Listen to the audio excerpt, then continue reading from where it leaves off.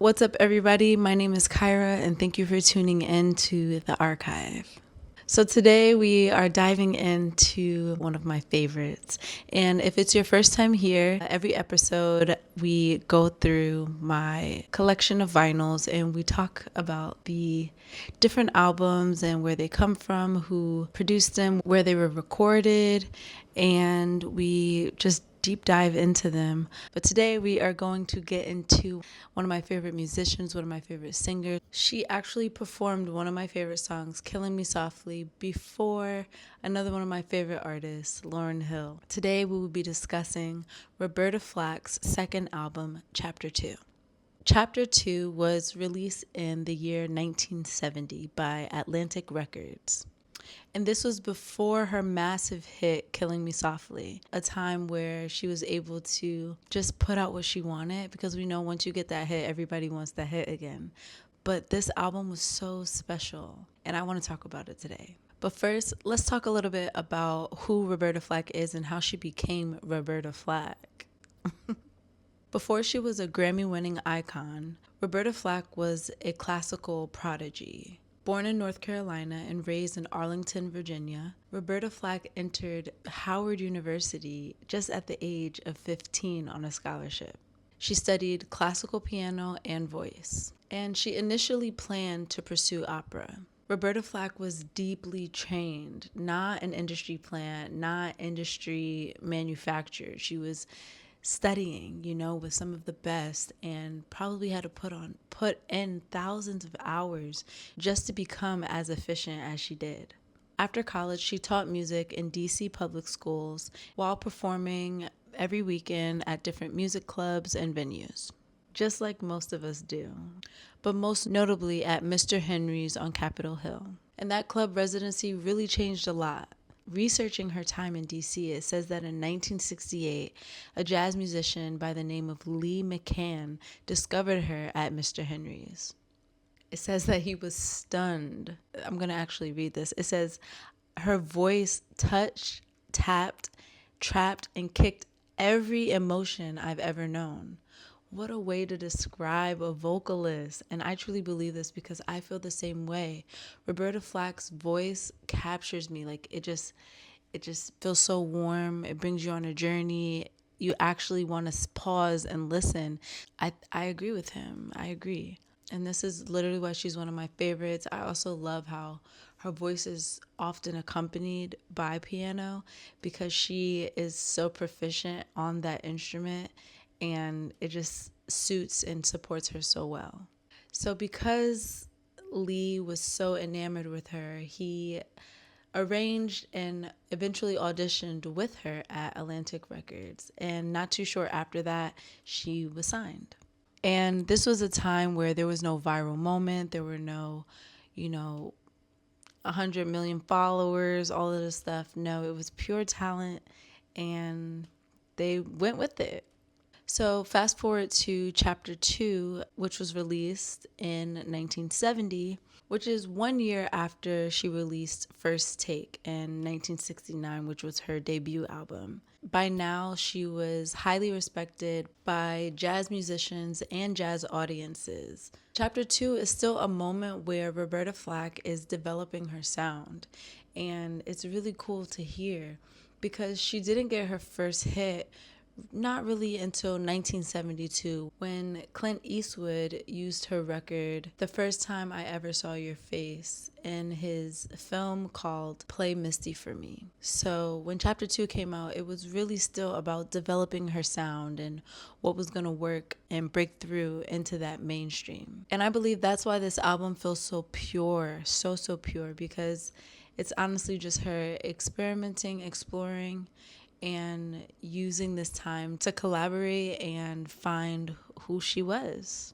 And we're talking about the beginning of the 70s. So at this time, music, especially soul, was bigger, louder, more gospel-y. But Roberta was more quiet and intellectual, and she really had a very different pace than what everyone else was putting out. She blended her classical training, her jazz influences, and then of course her gospel restraint. It's the perfect music for me to just like light some candles, and once the house is clean, and just put your feet up and like read a book or just stare at the ceiling. Let's get a little bit more into the album. By the time 1970 came, Roberta Flack was being embraced by more jazz musicians and jazz audiences, so she knew which way she could lean. She knew what she could do to continue building that fan base. And soon, Donny Hathaway came into the picture, which really gives the groundwork and the foundation for this era. So when we talk about chapter 2, we also talk about one of soul's music's most important collaborations, Donny Hathaway and Roberta Flack. Donny served as arranger, composer, musical architect behind the scenes. He was not yet the duet partner that the world would eventually fall in love with, but he supported Miss Flack in so many other ways. At this point, he was working within the same ecosystem at Atlantic Records and really played a huge part in shaping her sound instrumentally. He contributed arrangements on multiple tracks, including Reverend Lee. The lush sound that you hear, that's Donny Hathaway. Their official duet album didn't come until 1972. They were both classically trained. They were both influenced by gospel music, both really interested in nuance and not just volume. And something really cool is that in the same year, Donny Hathaway dropped his Everything is Everything album. So they were both developing something together in the studio and separate, and I think that's really cool. And think about it, without this collaboration in 1970, we would have never gotten The Closer I Get to You, and that's a hit. So I'm super grateful.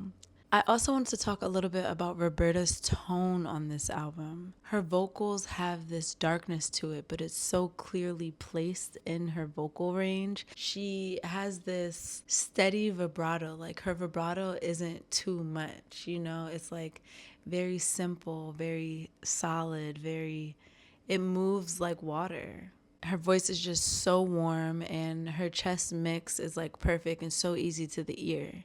Let's get into the cover art. Miss Flack. We have this gorgeous black and white photo. You know, her hands on the face and she's looking to the side. It totally supports her introspectiveness in this album, giving that, you know, like this is so perfect. She's so beautiful. Her afro is gorgeous. There is a poem by Jeffrey W. Kimmel, and it says, "She is a woman of mirrors." It says, so she sings her songs, an album of them, sold for sale. But how can she? For inside she cries rather than sings. I know why, and I will tell you. It is that she is a woman of mirrors. She is a woman of mirrors. Mirrors are superficial, usually distorted, and they reverse you. Left is right, and what happens to be right may be wrong. So you see, Roberta doesn't sing at all. Her songs are not songs. They are prayerful tales. Her songs are not just sung. They are mournful wails for love, for love, for love. Songs of sorrow are sung for joy. Songs of hate are sung for love, more love. She is a woman of mirrors. She is a woman of mirrors. Her song of soul for sale are not for sale. They are given for this is how she takes. All can hear, but not all can see. For she is a woman of mirrors. Yes, like mirrors, all is reversed. To her patrons, her song is calm, loving. Like the mirror, it is only the surface. Underneath is another emotion caused by an unbearable pity for all mankind. For she is human and therefore suffers too. So beautiful. And then it has all of the names of the people involved and all the songs. On side 1, we have Reverend Lee, Do What You Gotta Do, Just Like a Woman, and Let It Be Me. On side 2, we have Gone Away, Until It's Time for You to Go, The Impossible Dream, and Business Goes On Usual.